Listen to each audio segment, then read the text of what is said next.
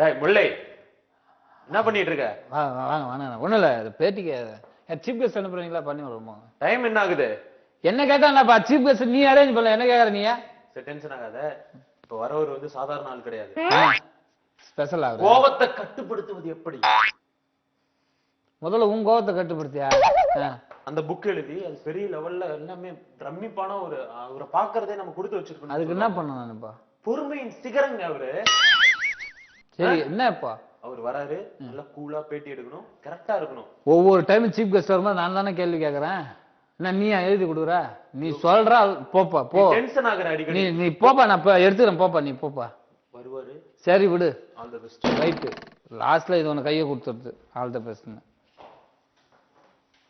நம்ம தானே பேசிக்கிட்டு இருக்கோம். இதை போய் டீ கொண்டு விடப்படா, இதை போய் சொல்லணும் சாதாரணமா? அது தம்பி வாங்க. யாரு? வேலை ஏதாவது வேணுமா? இல்லை தம்பி, அதாவது இன்னைக்கு நிகழ்ச்சிக்காக கூப்பிட்டுருந்தாங்க.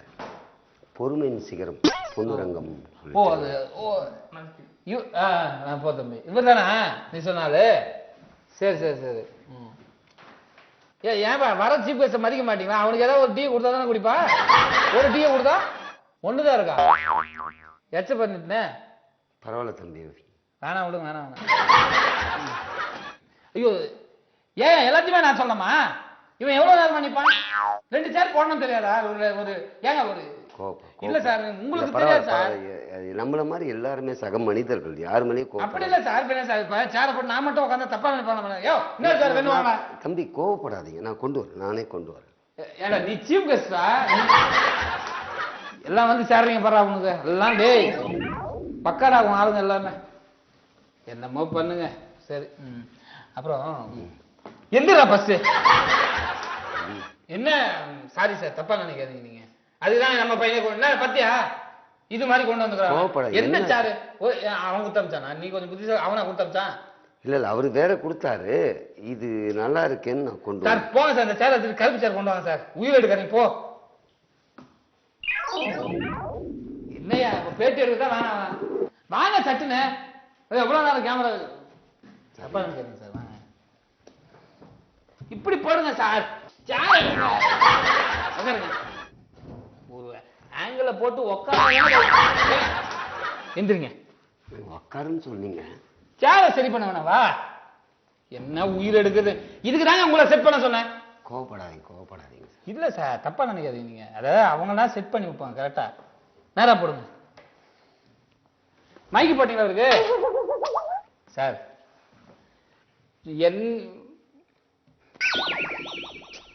உக்காருங்க நீங்க. உக்காருங்க. என்ன ஓடி பிடிச்ச என்ன இது? ஒவ்வொரு கெஸ்ட கொடுத்துட்டு உயிரை வாங்கிட்டு சத்தம் போடாம கொஞ்சம் பொறுமையா. இல்ல சார், நான் சாரி சார், உங்களை தப்பாவே சொல்லல சார். நீங்க கேள்விப்பட்டிருக்க இந்த மாதிரி கோவத்தை கட்டுப்படுத்த அப்படியே பொறுமையான ஆசை. ரைட்டு, இவங்க டார்ச்சர் பண்றாங்க சார். அப்படி இருந்தா இல்லங்க, உங்களுக்கு தெரியாது. அப்புறம் சொல்ல சொல்ல வாய கலந்துட்டு இருக்காரு. உலகமே சமாதானம்ன்றது. ரைட்டு சார், சமாதானம் தான் சார். சாரி விடுங்க சார், உங்ககிட்ட பேசுங்க. ஏன்னா ப்ரொடியூசர் போலாமா? மைக்க போட்டீங்களா? ஆடியோ எல்லாம் செக் பண்ணிருக்க மாட்டீங்க. ஆடியோ மைக் பேசிக்காமீங்க சார். மைக்கு சார், மைக் இதை போட்டிருக்காங்க சார். உங்களுக்கு வரும்போது போடுங்க. இதான் சார் மைக். மைக்குன்னா என்னன்னு தெரியாதா? ஏங்க என் மூஞ்ச பக்கத்துல பேசி காமிங்க, மைக்ல பேசி காமிங்க.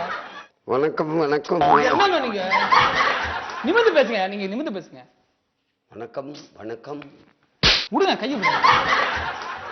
இது எதுக்கு மைக்கு போட்டாங்க? ஏங்க இது முன்ன பண்ண டிவில பேசவே இல்லையா நீங்க? மைக்கு நீங்க இங்கதாவே பேசினாவே போதும், அங்க பார்த்து பேசுங்க. என்ன பேசணுங்க? ஏங்க நீங்க ஏதாவது பேசுங்க. நீங்க சொல்லி தர மாட்டேன். நான் புக்கு எழுதியிருக்கேங்க. பொறுமையும் சமாதானமும் எப்படி இருக்கணும் அப்படின்னு எழுதியிருக்கேன். தெரியுங்க, நீங்க கோவத்தை கட்டுப்படுத்த கூட எப்படி எழுதி தெரியும். இன்னொரு புக்கும் போடுங்க, டிவியில் எப்படி பேசுவதுன்னு. புரியுதா? லைட்டை வாங்கிட்டு உட்காருங்க. இன்னும் கொஞ்சம் பின்னாடி நவருங்க.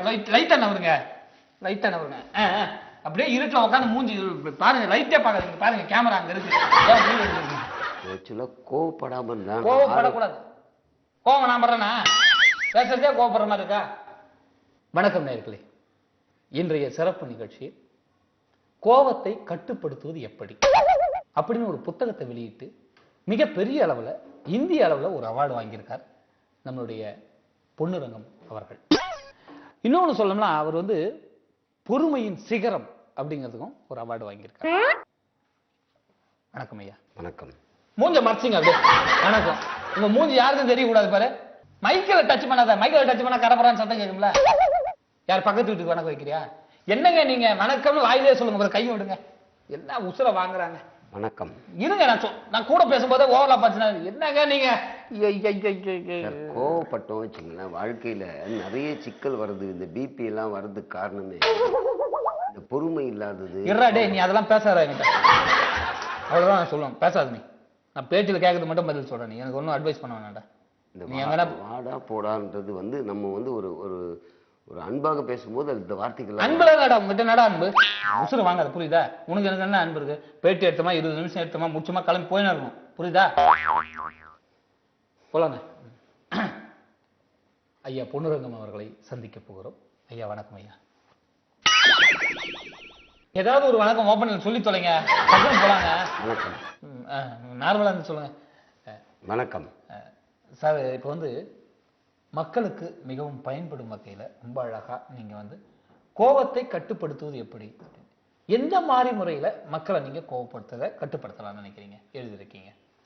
ஒரு மனிதன் துன்பப்படும் அளவிற்கு எதனா பண்ணான்னா கூட அதை இன்பமாக ஏற்றுக்கொள்ள வேண்டும். ஒரு சிலர் சொன்னதே திருப்பி திருப்பி சொல்லும் கூட நமக்கு கோபம் வர ஆரம்பிச்சிடும். அந்த நேரத்தில் கோபம் வரக்கூடாது. ஏன்னா அவங்க திருப்பி திருப்பி இன்சல்ட் பண்றாங்களே, திருப்பி திருப்பி சொன்னதையே சொல்றாங்கன்னும் போது ஒரு வருத்தம் இருக்கும். அந்த வருத்தத்தை வெளிப்பாடு தான் கோபம் பண்ணுவாங்க. அதை ஒரு மனிதன் கண்ட்ரோல் பண்ணிட்டானாவே வாழ்க்கையில முன்னுக்கு வந்துடலாம். அதுதான் முக்கியமான அந்த கோபத்தினுடைய அடிப்படையான பிரச்சனையா இருக்குது. இதை ரிசர்ச் பண்ணி தான் நான் அந்த புத்தகத்தை. இப்போ இந்த கோபத்தை சார், கோபத்தை நீங்க எப்படிலாம் கட்டுப்படுறது, எந்தெந்த முறையில நீங்க கண்ட்ரோல் பண்ணலாம் அப்படிங்கிறது தான் ஒரு முக்கியமான விஷயமா இருக்கும். அது எப்படி கண்ட்ரோல் பண்றதுக்கு என்ன மெயின் ரீசன் எப்படி எடுத்து? அதாவது எந்த விஷயத்துமே நம்ம கோவப்படாம இருக்கணும்னா முதல்ல ஒரு மனிதன் மனிதனாக மதிக்கும் தருவாயில் கோபம் வராது. இல்ல சார், ஒரு சிலர் பார்த்தாலும் மனுஷனா மதிக்க தெரியல, அப்ப என்ன பண்றது? அப்போ அவங்கள ஒரு தெய்வமா நினைச்சிட்டோம்னா நமக்கு கோபம் வர வாய்ப்பு இல்லை. சிலர் அந்த மாதிரி ஆகும், எமோஷன் ஆகி பல பிரச்சனைகள்லாம் உருவாகும். கையை கட்டாதா கோபத்தை கட்டுப்படுத்துறது எப்படின்னு எழுதுறீங்க, அப்புறம் உங்களுக்கே மூஞ்சி மாறுது. இல்ல அது இல்ல நீங்க கோபப்பட மாட்டீங்க தெரியும். இல்ல சொல்றேன், இப்போ தெரியாம இப்போ ஒருத்தர் நம்மளை இடிச்சிட்டாங்கன்னா நம்ம அது அவர் தெரியாம பண்ணாரு அப்படின்ற ஒரு ஃபீலிங் வந்துச்சுனாவே நமக்கு அது ஒரு பெரிய விஷயமா இருக்காது. அவன் என்ன பண்றான் அப்படின்னு நம்ம உத்து பார்த்தாதான் அது கோபம் வர்றதுக்கான ஒரு காரணம். சரிங்க. இப்ப பஸ்ல தேவையில்லாம இடிச்சுட்டு போறானுங்க, அப்ப அவங்கயும் கோவப்படாம இருக்கணும். கோவப்படாம இருக்க முடியுமா? கால் போட்டு சார் தெரியாம பட்டுச்சு இப்படி சொல்றோம். தெரியாம பட்டுச்சுன்னு சொல்லும் போது நம்ம சரி அவர் தெரியாம தானே பண்ணாரு அப்படின்னு நம்ம மனசை ஏத்துக்கிட்டா அது ஒரு பெரிய விஷயமா இருக்கு. அதனால கோபம்ன்றது மனுஷனுக்கு அடிப்படையா வர கோபத்தை நம்ம ஃபுல்லாவே கட்டுப்படுத்தணும். என்ன சார் தள்ளி உட்காந்துங்க, கால் படத்தான் செய்யுது, என்ன பண்றதுங்க? தள்ளி உட்காந்துங்களா? வயசுக்கு மதிப்பு கொடுக்கணும்ல நம்ம. அதுக்காக சூ போட்டதுனால கால் மேல படுத்தா என்னன்னு தெரிய மாட்டேன். சரி சொல்லுங்க. முடிந்த வரைக்கும் மனுஷன் கோவப்படாம இருந்தா எல்லாருக்குமே நல்லது. அது கோவம் ஏத்துற மாதிரி யாரும் பண்ணக்கூடாது. அதுதான் ஒரு முக்கியம். இவன் கோவப்படாம இருந்தா கூட சிலர் கோவப்படுத்தி பார்ப்பாங்க. இல்ல சார், இப்போ நீங்க கோவத்தை கட்டுப்படுத்துவது எப்படி, பொறுமையின் சிகரம் அப்படின்னும் போது நீங்க எந்த அளவுக்கு உங்களை இது பண்ணாலும் மனுஷங்க தாங்கிக்கங்க, கோவத்தை படக்கூடாது அப்படின்றீங்க. இப்ப நீங்களே கோவம் வந்துருச்சுன்னா அப்படின்னா அப்ப என்ன பண்ணி சண்டை போடுவீங்க? சண்டை போடுவீங்களா? தள்ளி உட்காருங்க. அதாவது கால் பட்டுது இல்லையா, கால் அதாங்க, அது ரைட் விடுங்க சார். இப்ப கோவத்தை முழுக்க ஒருத்தன் தூக்கி போட்டான், அப்ப அவன் மனுஷனா மதிப்பாங்களா இந்த உலகத்துல? கேள்வி திருப்பி சொல்லுங்க. இப்போ கோவத்தை ஒருத்தன் தூக்கி போட்டான், அவனை மனுஷனா மதிப்பாங்களா இந்த உலகம்? எங்கடா மதிக்கிறானுங்க? நான் எவ்வளவு பொறுமையா சொல்லுங்க, மதிக்கிறாங்களாடா? பொறுமையின் சிகரம், கோபத்தை கட்டுப்படுத்துவது எப்படி, பொறுப்பு ஆசிரியர், சிறந்த அவார்டு வாங்கியிருக்கிற பொன்னுரங்க சார்கிட்ட தான் பேசிக்கிட்டு இருக்கோம். பொறுப்பு ஆசிரியர் இல்லைங்க, அது ஏற்றியதே நான். அது சும்மா பொறுமைன்றது வாய் தவறி வந்தது. அதை ஒரு சில வார்த்தை எழுத்துலாம் கூட கண்டுபிடிப்பீங்களா? 1008 தப்பு பண்ணிட்டு போறாங்க, விடுங்க. சரி சார். சரி, இப்போ நீங்க சொல்றீங்க எந்த ஒரு சூழ்நிலை வந்தாலும் ஒரு தப்பா நினைச்சிக்க மாட்டீங்களா? நான் ஒன்று சொல்றேன். என்ன? ஆக்சுவலா உங்களுக்கு அடிக்கடி கோபம் வருது, அதுக்கு ஒரு பயிற்சி ஒன்று இருக்கு. அது செஞ்சீங்க வச்சுங்க, நீங்க வாங்க எங்கிட்ட வந்தீங்கன்னா அந்த பயிற்சி பண்ணீங்கன்னா கோபம் ஆட்டோமேட்டிக்கா கண்ட்ரோல் ஆயிடும். ஃப்ரீயா கத்துறீங்களா பணமா? இல்ல, பணம் வாங்கி தான் கத்து. நீ பணம் சம்பாதிக்க என்ன கூப்பிடுற அதானே? இல்லைங்க, அது உங்க உடலுக்கு நல்லது. ஒண்ணும் வேணாங்க, நாங்க எல்லாம் இங்க வந்தாதான் இது மாதிரி கோபம், இல்லைன்னா கிடையாது, விடுங்க. இப்போ நீங்க சொல்லி உங்க கதை பிரகாரமே வரேன், உங்க லைன்லயே வரேன். அதாவது நீங்க என்ன சொல்றீங்க, எந்த வித சூழ்நிலையாக இருந்தாலும் ஒரு மனிதன் கோவப்படக்கூடாது, அவன் தான் மனிதன், அவன் தெய்வத்துக்கு சமம் அப்படின்றீங்க. சரி, ஒண்ணும் இல்ல, நீங்க இப்ப வேலை செய்றீங்களா இல்லையா? பணம் வருதா? சரிங்க, 2-3 மாசமா உங்க வீட்டுக்கு வந்து நீங்க வந்து சம்பளத்தை கொடுக்காம சின்ன வீடு வச்சுக்கிட்டீங்கன்னு வச்சுங்க. அங்க சின்ன வீடு வச்சுக்கிட்டீங்க, ஏதோ கீப்புக்கு வச்சு கொடுக்குறீங்க. ஒரு பேச்சுக்கு உங்க பொண்டாட்டி கிட்ட கொடுக்கல, அந்த அம்மா என்ன கோவப்படாம இருக்குமா? சாப்பாட்டுக்கு சாம்பாருக்கு இல்ல, அவங்க கோவப்படுவாங்க, அது நியாயம் தானே. ஏண்டா லூசு, சம்பாதிக்கிற பணத்தை எங்கிட்ட கொடுக்காம எங்கேயா செலவு பண்ணிட்டு வரைய, இங்க எதுக்கு நீ சாப்பிட வர? உனக்கு அறிவு இல்ல? வயிற்றுக்கு சோதானம் தன்ற 3 வேலையோ இல்ல வேற ஏதாவது சாப்பிடுறியா? இப்படி மானகட்ட பழப்பு நடத்துறதுக்கு நீ நடுத்தல மாட்டுக்கிட்டு சாவலாண்டான்னு சொல்லுவாங்க உங்க பொண்டாட்டி. அப்ப நீ கோவப்படாம சரிம்மா சரிம்மா வந்துடுவீங்களா? இல்ல, முடிந்த வரைக்கும் அந்த நேரத்தில் நம்ம கோவப்படாம தான் இருக்கணும். இது மாதிரி கேட்கும்போது கோவப்படாம இருப்பேன் நீ. இதுக்கு நீ வந்து தூக்கு மாட்டிட்டு தொங்கலாம் அப்படின்னு அவங்க கேட்பாங்க. நீ வெளி உலகத்து தாண்ட அவார்டு வாங்கினதா ஆச்சரியர், நீ என் காலை புடிச்சிருந்தானு கேட்பாங்க. என்ன பண்ணுவ? கோவப்பட மாட்டேன். கேட்டுருவாளாவா? அப்படி கேட்க மாட்டாங்க. கூட சப்போர்ட்டுக்கு உங்க மச்சான் வரான், பொழில் மூஞ்சில வைக்கிறான். நீ சரி மச்சான் போங்க அப்படின்னு சிரிச்சுட்டு இருப்பியா? திருப்பி நான் அடிக்க மாட்டேன். கோவம் வராது, கோவம் வரவே வராதா? வராது. சரி, இப்ப இந்த சூழ்நிலையும் ஒரு மனுஷன் கோவப்படாம இருக்கிறது எப்படின்னு சொல்லிட்டீங்க, ரைட்டு. சரி, இன்னொரு விஷயத்துக்கு எடுத்துப்போம். நீங்க என்ன பண்றீங்க, ஆசாசியா ஒரு லாட்டரி சீட்டை வாங்குறீங்க, அதுல உங்களுக்கு 5 கோடி விழுந்து போச்சு. 5 கோடி விழுந்து போச்சு. அதை ஒருத்த புடிங்க கீஸ்டா, என்ன பண்ணுங்க? செருப்பால் நம்ம அந்த கோவம் வரும். 5 கோடி போச்சு, என்ன எப்படி கோவப்படாம இருக்கிறது? சொல்லுங்க. கோவப்படாம இருக்கணும் அந்த சிச்சுவேஷன்ல, நீங்க கோவப்படாம இருக்கணும். கோவப்படாம தான் இருக்கணும். கோவப்படாம தான் இருப்பீங்க, ஒண்ணும் பிரச்சனை இல்ல. அப்படிலாம் ஒண்ணும் இல்ல, கோவப்படக்கூடாது. ஆனா அவ்வளவு 1 கோடி ரூபாய் போச்சுன்னா மனுஷனுக்கு 5 கோடி 5 கோடினா அப்படி வரக்கூடாது. ஆனா கட்டுப்படுத்தணுமா நம்ம கோவத்தை இப்படிலாம் கூட கட்டுப்படுத்த முடியும் போல இருக்கு. கோவத்தை கட்டுப்படுத்தல உண்மையிலே வந்து. சரி, நீங்க வந்து இது மாதிரி பொறுமையா நடந்ததுனால பொறுமை ஆசிரியர்னு சொல்றதுக்கு இல்ல, இதோ போறான் சோம்பேறி ஊர் மக்கள் சொல்லுவாங்க, நம்ம சொல்றது இல்ல, ஊர் மக்கள் சொல்லலாம். கோவப்படக்கூடாது, ஆனா கோவப்படாம இருந்தா மனுஷனே கிடையாது நிறைய பேர் சொல்லுவாங்க. ஆனா நீங்க கோவப்படாம இருக்கு நல்ல விஷயம். இதோ போறானே சோம்பேறி, அவனை எது சொன்னாலும் கண்டுக்கவே மாட்டான். இவனுக்கு காது கேட்கலையானும் தெரியல, இல்ல மூளை சரியில்லைனாலும் தெரியல, இல்ல மூளையே இல்லையோ என்னமோ. கேடுவானா? கேட்பானா? அவன் கேட்பான். கோவத்தை வந்து நீங்க இது பண்ணணும். ஏன்னா கோவப்பட்டா மனுஷன், கோவப்படலாம் மனுஷன் கிடையாது. ஆனா நீங்க கோவப்படுறதே இல்லையா? அப்ப நான் மனுஷன் இல்லையா? அப்படி நான் சொல்ல, நீங்க தானே சொல்றீங்க சார். இப்ப லாஸ்டா இன்னொன்னு சார், ஒரு முக்கியமான விஷயம் சார். உங்ககிட்ட ஒருத்தர் கடன் வாங்கிட்டான் சார், உங்ககிட்ட ஒருத்தர் கடன் வாங்கிட்டான். இப்ப அவன் நல்ல நிலைமையில இருக்கான், நீங்க பிச்சைக்காரனா இருக்கீங்க. உங்களுக்கு இப்போ அடுத்த வேலை சாப்பாட்டுக்கு வழி இல்லை. அதுவும் இல்லாம அவங்ககிட்ட கொடுத்த காசை பல தடவை கேட்டுட்டீங்க கோவப்படாம. ரமேஷ் கொடுத்த காசை குத்துருப்பா அப்படின்றீங்க. போ மாமா நாளைக்கு தரேன். நாளைக்கு போறீங்க, ரமேஷ் குத்த காசை குத்துருப்பா, போடாடே நாளைக்கு தரேன் அப்படின்றான். சரி சார், நீங்க வந்துருங்க. 3ஆவது வாங்கிட்டு போடாடே அவன் சொல்லுவானே, நீங்க கோவப்பட மாட்டீங்களா? நீங்க தான் கோவப்படாத ஆளாச்சு. அவன் சொல்லுவான், நீங்க திருப்பி ரமேஷ் குத்த காசை குத்துற, இன்னொரு தவணை அம்மாவை இங்க வந்த ஆளை வச்சு தூக்கிடுவான் அப்படின்னு சொல்லுவான். சொல்லுவான். குட்ட காசை கடைசி வரைக்கும் கொடுக்க மாட்டான். அது எப்படி கொடுக்காம போயிடுவான்? கொடுக்க மாட்டான். விட மாட்டேன். விட மாட்டேன். நீ எப்படி விடுவ? நான் எப்படியா விடுவேன்? நீ தான் கோவப்பட மாட்டேன், எப்படி வாங்குவ? கோவப்பட மாட்டேன். கோவப்பட மாட்டேன் நீதான். அப்ப என்ன பண்ணுவ? இப்ப இந்த துட்டு வரணும்னா கோவப்படுதான் வேணுமா? நிகழ்ச்சிக்கு வந்த என்ன ஏங்க கோவப்படுறீங்க?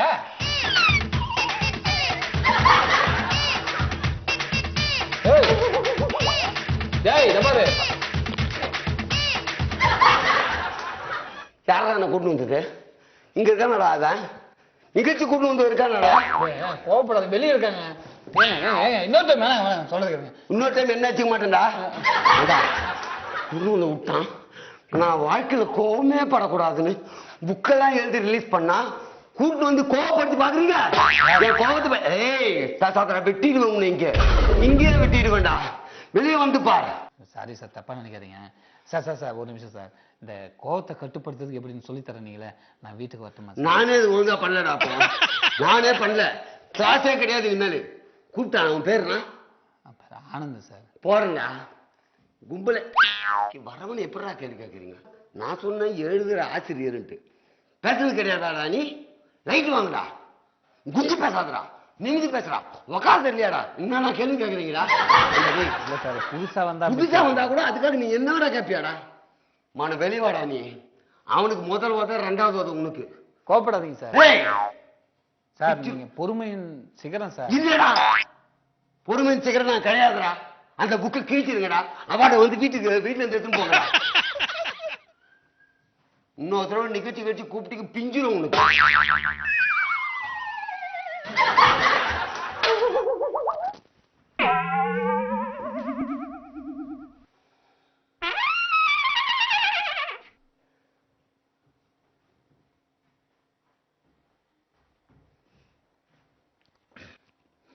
நான் என்னங்க பண்ணேன்?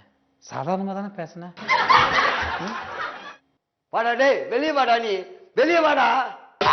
சிந்தித்து பேசு, சிரிப்பாக பேசு, சிலவற்றை பேசு என்று சொன்னார்கள். அதை போல இன்றைய தினம் சிந்தித்து பேசக்கூடிய அந்த முக்கியமான விஷயம் என்ன என்றால், இந்த நாட்டையே அச்சுறுத்துகின்ற மிக முக்கியமான விஷயம், பெண்கள் சமுதாயத்தை ஆட்டி படைக்கின்ற அந்த விஷயத்தை பற்றி விவாதிக்க போகிறோம். வரதட்சணை என்பது ஒவ்வொரு இடத்திலும் நிச்சயமாக கொடுக்கப்படுகிறது அல்லது வாங்கப்படுகிறது. அது கொடுப்பது சரிதானா, வாங்குவது சரிதானா என்பதை விவாதிக்க இந்த சமூகத்தை சார்ந்த 3 அன்பர்களும் சிறப்பு விருந்தினரும் நம்ம நிகழ்ச்சிக்கு வந்திருக்கிறார்கள். அவர்களுடைய கருத்துக்களை கேட்டு இன்றைய விவாதத்தை தொடங்குவோம். வணக்கம் சார், உங்க பேர் என்ன சார்? என் பேர் விக்கி சார். விக்கி, ஓகே. நீங்க வந்து இந்த வரதட்சணை என்ற கோணத்தை பார்க்கும்போது வாங்கலாம் அப்படின்றது நியாயப்படுத்துறீங்களா இல்ல வாங்கக்கூடாது? ஐயோ, அது கண்டிப்பா வாங்கணும் சார். கண்டிப்பா வாங்கணுமா? ஆமா சார். காரணம் என்ன? ஏன்னா அவங்க கட்டித்தர புலி மூட்டையை நம்ம தானே வச்சுக்காங்க. சாரி சார், பொண்ணு. ஓ, அந்த பொண்ணு காப்பதுக்காக வாங்கலாம்ன்றீங்க. அது வந்து ஒரு தவறான காரியம் இல்லைன்றீங்க. ஐயோ, அது தப்புலாம் இல்ல சார். அதான் சார் நியாயமான விஷயம். ஓகே, அவர்கிட்ட கொடுங்க. சார் உங்க பேர் என்ன பண்ணிட்டு இருக்கீங்க? Anand sir. Anand. Anand, okay right. என்ன பண்ணிட்டு இருக்கீங்க? நான் வரதட்சணை வாங்கிட்டு இருக்கேன். வரதட்சணை வாங்கிட்டு இருக்கீங்க, அதுதான் உங்க பேராவே இருக்குது. Right, okay. வரதட்சணை வாங்குறதை எப்படி நியாயப்படுத்துவீங்க? அது தப்பே கிடையாது சார். பொண்ணை கார்ல கூட்டிட்டு போகணும்னா நீ கார் கொடுத்தா தானே நான் கூட்டிட்டு போக முடியும். சோ அது வாங்குறது தப்பு இல்லை? தப்பு கிடையாது. Very good. நல்ல உங்களுடைய சிந்தனை வந்து கரெக்டா தான் இருக்கு. சார் உங்க பேர் என்ன சார்? என் பேர் குமார். ஓகே குமார் சார், இப்போ உங்ககிட்ட கேட்கணும்னா வரதட்சணை வாங்குவது இன்னைக்கு சமுதாயம் என்ன சொல்றா மிகப்பெரிய தவறு, வாங்கக்கூட எல்லாருமே சொல்லும் போது அதுல மாறுபட்ட கருத்து அவங்க சொன்னாங்க. நீங்களும் அதே கருத்து முன் வைக்கிறீங்களா இல்ல வேற கருத்து சொல்ல போறீங்களா? இல்ல, அதே தான் சொல்ல வரேன். வரதட்சணை வாங்குறது என்னை பொறுத்த வரைக்கும் எதுவும் தப்பா தெரியல. ஏன்னா தட்சணை எல்லாம் கொடுக்குறாங்க இல்லையா? ஆமா, அது தப்பு இல்லையே. தட்சணை வாங்குறது அது 1000 பேர் இருக்க தட்சணை வாங்குறாங்க. அதே மாதிரி உன் பொண்ணுக்கு தட்சணையா கொடுத்துருக்கீங்க, அது வரதட்சணை சொல்றீங்க. ஓ, வரும் தட்சணை வரதட்சணை, அது வந்து பழமொழி போல இருக்கிறது அப்படின்னு. பழமொழி இதான் உண்மை. இதான் உண்மை. ஆமா, அவங்கள வச்சு நல்லபடியா காப்பாற்றணும், நல்லபடியா வசதியா வாழணும், வசதியா இருக்கணும், கார் வேணும், பங்களா வேணும் இதை கேட்கும் போது அவங்களுக்கு அது இருந்தா தான் நம்ம கூட்டிட்டு போக முடியும். ஓ, அதனால வரதட்சணை வாங்கலாம். ஆமா, வசதி வாய்ப்புகள்ல பட்டுப்பட 15,000 20,000 நான் எங்க போய் வாங்கி தர முடியும்? அந்த பணத்தை ஈஸியா வாங்கி கொடுக்கலாம், சந்தோஷமா வச்சுக்க முடியுமா? எல்லாமே குடும்பமே சந்தோஷமா இருக்கு. அப்போ வரதட்சணை ஒரு இம்பார்ட்டன்டான வாங்கக்கூடிய, இது வந்து எந்த ஒரு குற்றமும் கிடையாது, எந்த ஒரு தப்பும் கிடையாது. ஓகே, நன்றி சார். நீங்க கரெக்டா சொன்னீங்க. இப்போ வந்து சார் நீங்க இந்த விவாதத்தை வந்ததுல இருந்தே ரொம்ப உன்னிப்பாக கவனிச்சிட்டு இருந்தீங்க. நீங்க வந்து பல்வேறு நிகழ்ச்சிகளுக்கு கூட போனீங்கன்னா உங்களை மிக முக்கியமான இடத்துல வச்சு பார்க்கறதுக்கு காரணம் உங்களுடைய அனுபவங்கள். ஏன்னா பல கல்யாணங்கள் பார்த்துருப்பீங்க, கல்யாணத்துக்கு போய் அவங்களை ஆசீர்வாதம் பண்ணியிருப்பீங்க. அப்படி இருக்கிற சமுதாயத்துல நீங்க பார்த்த பல தகவல்கள் இருக்கும். அதை வச்சு பார்க்கும்போது இன்னைக்கு நீங்க ஒரு சிறப்பு விருந்தினர் மட்டும் இல்ல, ஒரு அறிவு சார்ந்த விஷயம் சொல்லுவீங்கன்ற நம்பிக்கையோட கேட்கிறேன். வாங்குவது சரியா தவறா? இப்ப இவங்க எல்லாம் வந்து நியாயப்படுத்துறாங்க, அது நியாயமா தவறா? இந்த சமுதாயம் எதை நோக்கி சென்று கொண்டிருக்கிறது என்று எனக்கு தெரியும். யோசித்து பாருங்க. வரதட்சணை வாங்குறாங்க. இந்த சமுதாயத்தை சேர்ந்தவங்களும் வாங்கலாம், தப்பு இல்ல. ஆமா, காரை அவங்க பொண்ணை கூட்டு போனோம். எப்ப அங்கேயும் ஒரு தவறு நடக்குது. அவங்க பொண்ணு கிடையாது, அது இவருடைய மனைவி. திருமணத்துக்கு பிறகு இவருடைய மனைவி தான் கூட்டிட்டு போறாரு. அப்ப இவருடைய பணம் ஆயிடாதா? அப்ப கொடுக்கிற பணமும் இவருடைய பணம். அவர்தாச்சே. சமுதாயம் ரொம்ப சீர்கெட்டு போயிட்டு இருக்கு. இல்ல நான் கேக்குறேன், எதுக்கே வரதட்சணை வாங்குற? காரணம் சொன்னாங்களே, பல காரணம் சொன்னாங்களே. தப்புங்க, தப்பு. வரதட்சணை உங்க கோணத்துல வாங்கவே கூடாது. பொறுத்த வரைக்கும் இந்த எப்படி இதை சொல்றதுன்னா ம். வேண்டா வெறுப்புக்கு பிள்ளைய பத்தி காண்டாமிருகன் பேர் வச்ச கதையா? இவ கட்டின பொண்டாட்டி கூட்டு வரும்போதே கூட வந்து இதை கூட்டம், அது தப்புங்க. வரதட்சணை வாங்க கூடாது, வாங்கவே கூடாது. இது எப்படி நான் பொதுவா அது அடுத்தவன் சாப்பாட்டை தட்டி பறிக்கிற மாதிரி. என்ன எடுத்துங்க சரியா? இவரு மூஞ்சிலியே எது பேசினாலும் அந்த கேமரா ஃபேவரா பேசுங்க, டிஆர்பி ஏறும் கேமராக்கு. உனக்கு உதவணுமா? மூடிட்டு உட்காரு. ஆமா, என்ன கேட்டுக்கிற நீ? ஒண்ணும் இல்ல. இப்பதான் என் கல்யாணத்துக்கு எங்க அப்பா கிட்ட 50 பவுன் நகை வாங்கிட்டு 10 கார் வேற வாங்கிட்டு இப்ப திரும்பி உனக்கு 50 பவுன் நகை வேணும்னு டிரைவர்ஸ் நோட் அமைச்சிருக்கியா? இல்லம்மா, அது இந்த லட்சத்துல வரதட்சணையே வாங்க மாட்டேன்னு இங்க உட்கார்ந்து வயக்கான பேசிட்டு இருக்கியா? நீங்கெல்லாம் என்ன பண்ணா நான் இதுவும்? நீ வா, நீ வெளியில வா. இங்க உள்ள நீ வெளில வா. ஓ, நீயே வெளில வா, உன்னை பாத்து. உங்க பொண்டாட்டி உங்களை வெளியே வான்னா நியாயங்க, என்ன ஏங்க வெளியே வான்றாங்க?